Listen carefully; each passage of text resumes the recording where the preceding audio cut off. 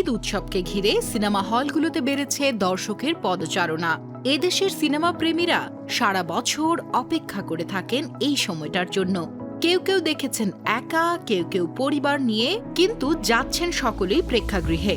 তবে এবার ঈদে মুক্তি পাওয়া 11টি সিনেমার মধ্যে কম বেশি ছিল থ্রিলার বা সাসপেন্সের আমেজ।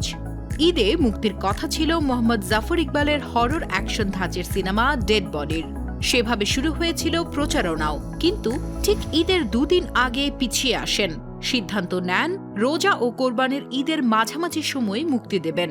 এবারে জানা গেল ডেড বডির মুক্তির তারিখ ৩রা মে। দেশের ১০০টি হলে ছবিটি মুক্তি পাবে জানিয়েছেন নির্মাতা ইকবাল। তিনি বলেন, ভেবেচিন্তে এই সিদ্ধান্ত নিয়েছি। ঈদে ছবি মুক্তি দিলে খারাপ হতো ফলাফল। এমনিতেই 11টি ছবি মুক্তি পেয়েছে। খোঁজ নিয়ে দেখেন কোনো ছবি দর্শক পাচ্ছে না। আমাদের নির্দিষ্ট পরিমাণ দর্শক রয়েছে যারা বিভিন্ন উৎসবে হলে যায়। সেই দর্শক যখন 11টি ছবিতে ভাগ হয়ে যায় তখন আর কি বা থাকে? এক একটি ছবির ভাগে কজন করে দর্শকই বা থাকে?